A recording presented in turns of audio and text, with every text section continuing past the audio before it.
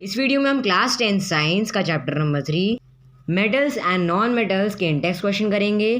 तो page number 40 का question number 1 है, एक मेटल का एक एग्जाम्पल दो जो रूम टेम्परेचर में लिक्विड स्टेट में होता है। तो इसका आंसर है मर्क्यूरी, जो चाकू से आसानी से कट हो जाए। इसका आंसर है सोडियम और पोटेशियम। हीट का बेस्ट कंडक्टर है, तो इसका आंसर है सिल्वर और कॉपर। हीट का पुअर कंडक्टर है, तो इसका आंसर है मर्क्यूरी और लीड। मैलेएबल और डक्टाइल की मीनिंग बताओ। तो इसका आंसर है मैलेएबल, अगर एक मेटल को हथौड़े से बीट करके पतली शीट्स में कन्वर्ट किया जा सकता है तो वह मेटल मैलेएबल कहलाता है। एग्जाम्पल सिल्वर और गोल्ड।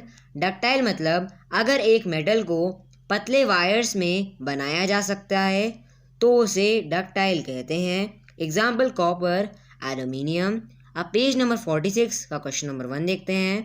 सोडियम को केरोसिन में डुबाकर क्यों रखा जाता है? तो इसका आंसर है सोडियम बहुत ही रिएक्टिव मेटल है। रूम टेम्परेचर पर सोडियम ऑक्सीजन से रिएक्ट करता है। ये रिएक्शन बहुत ही ज़्यादा एक्सोथर्मिक होता है, इसलिए सोडियम के इस रिएक्शन को रोकने के लिए सोडियम को केरोसिन में रखते हैं। सोडियम केरोसिन से रिएक्ट नहीं करता है। क्वेश्चन नंबर 2 इक्वेशंस लिखना है। पहला है आयरन और स्टीम के रिएक्शन की।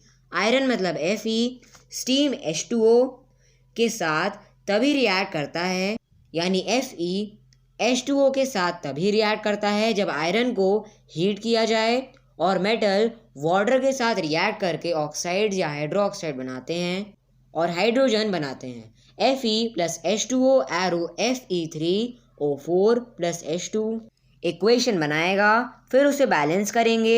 तो LHS में Fe is equal to 1, H is equal to 2, O is equal to 1 है और RHS में Fe is equal to 3, H is equal to 2, O is equal to 4 है। तो Fe को बैलेंस करने के लिए LHS में Fe के आगे 3 लिखेंगे और ऑक्सीजन को बैलेंस करने के लिए LHS में H2O के आगे 4 लिखेंगे। और अब हाइड्रोजन बैलेंस करने के लिए RHS में H2 के आगे 2 लिखेंगे। तो हमारी इक्वेशन होगी 3Fe plus 4H2O arrow Fe3O4 plus 2H2O। यहाँ मेटल्स वाटर के साथ रिएक्ट करके हाइड्रोक्साइड बनाएगा। सेकेंड वाला है कैल्शियम और पोटेशियम का वाटर के साथ रिएक्शन। कैल्शियम पानी से एकदम रिएक्ट करके बहुत सारी हीट निकालेगा। Ca plus H2O arrow CaOH twice plus H2 plus heat.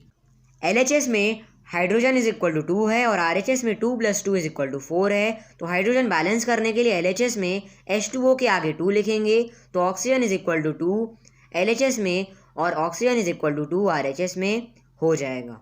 तो इक्वेशन हुई Ca plus 2H2O arrow CaOH twice plus H2 plus heat. Potassium water से एकदम रिएक्ट करके बहुत सारी हीट रिलीज करेगा। पोटेशियम मतलब K plus H2O arrow KOH plus H2 plus heat. LHS में हाइड्रोजन इज इक्वल टू 2 है और RHS में H is equal to 1 plus 2 is equal to 3 है। तो हाइड्रोजन को बैलेंस करने के लिए LHS में H2O के आगे 2 और RHS में KOH के आगे 2 लिखेंगे तो H is equal to 4 balance हो गई, पर potassium K is equal to 2 हो गया। RHS में तो LHS में K के आगे 2 लिखेंगे तो इक्वेशन है 2K plus 2H2O arrow 2KOH plus H2 plus heat. Question number 3 4 metals ABCD के सैंपल लिए गए और उनके नीचे दिए सोल्यूशन में ऐड किया गया है और रिजल्ट को टेबल में लिखा। इस टेबल का यूज़ करके नीचे दिए क्वेश्चंस के आंसर देने हैं। मेटल ABCD के बारे में कौन सा मेटल ज़्यादा रिएक्टिव है? हमें मालूम है कि जब एक ज़्यादा रिएक्टिव मेटल कम रिएक्टिव मेटल को डिस्प्लेस करता है उसके सॉल्ट से डिस्प्लेस कर सकता है, इसे डिस्प्लेसमेंट रिएक्शन कहते हैं। तो रिएक्टिविटी टेबल के अकॉर्डिंग Fe यानी आयरन, कॉपर यानी Cu, जिंक यानी Zn, Ag यानी सिल्वर को सबसे पहले अरेंज करेंगे। जिंक यानी Zn, आयरन यानी Fe, कॉपर यानी Cu, सिल्वर यानी Ag। अब हमें मालूम है जिंक सबसे ऊपर है, इसलिए जिंक सभी को डिस्प्लेस कर सकता है, मतलब आयरन को भी तो बी मेटल ने आयरन सल्फेट को डिस्प्लेस कर दिया, पर जिंक सल्फेट में कोई रिएक्शन नहीं हुआ, तो बी सबसे रिएक्टिव हुआ। अगर बी मेटल को कॉपर सल्फेट सॉल्यूशन में डालेंगे तो क्या देखा आपने?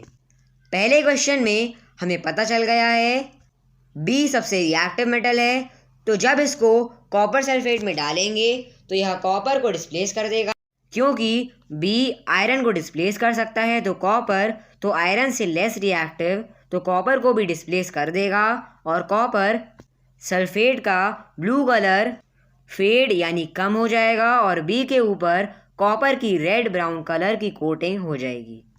अब ए बी सी डी को डिक्रीजिंग रिएक्टिविटी में अरेंज करो, तो उसका आंसर है बी मोस्ट रिएक्टिव है।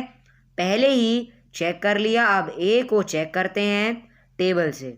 ए ने कॉपर को डिस्प्लेस किया पर आयरन को नहीं, मतलब कॉपर से ज़्यादा रिएक्टिव पर आयरन से कम, तो बी के बाद ए कम रिएक्टिव हुआ।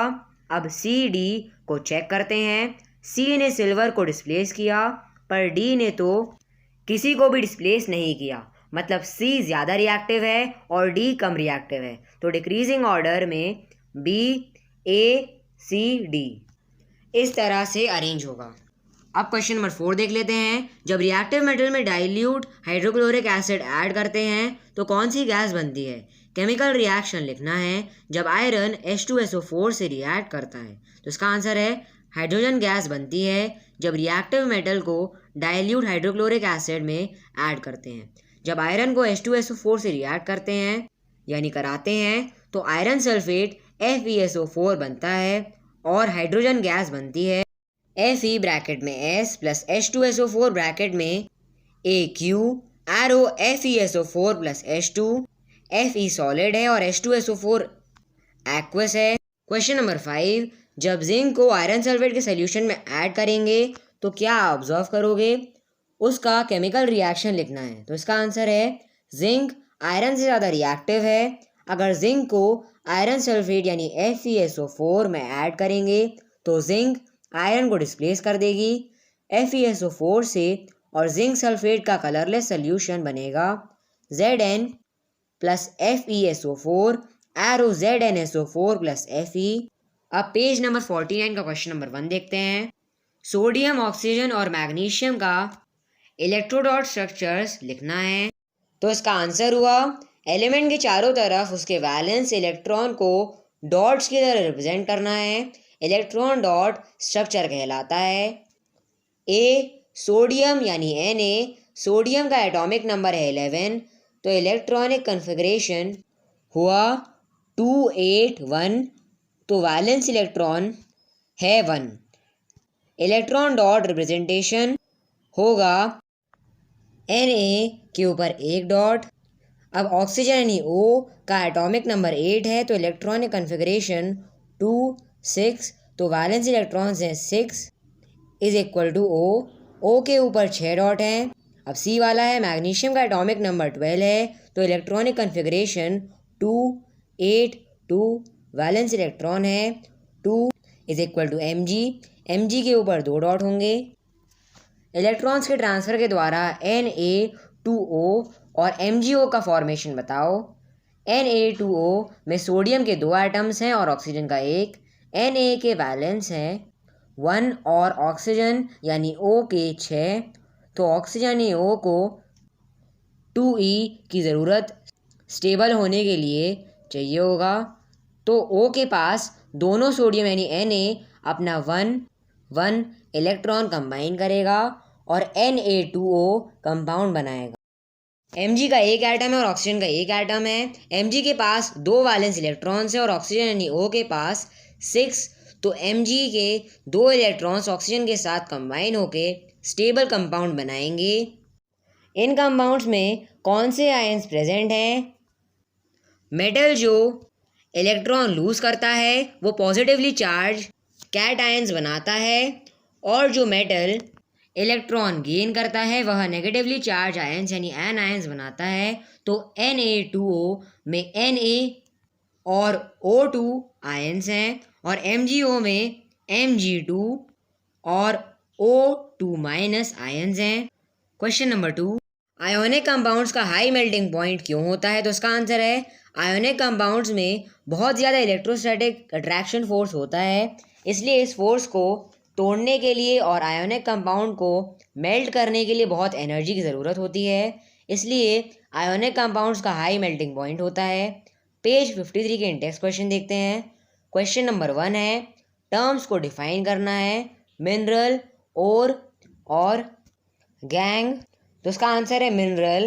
अर्थ के क्रस्ट में नेचुरली जो एलिमेंट्स या कंपाउंड्स होते हैं उन्हें मिनरल्स कहते हैं। सेकंड वाला ओर, ऐसे मिनरल्स जिनमें आसानी से और फ़ायदेमंद तरीके से मेटल्स को निकाल सकते हैं उसे ओर कहते हैं। गैंग, ओर में जो अनवांटेड इम्प्योरिटीज़ जैसे कि सैंड, सिल्ट, सॉइल, ग्रेवल रहती हैं उसे गैंग कहते हैं।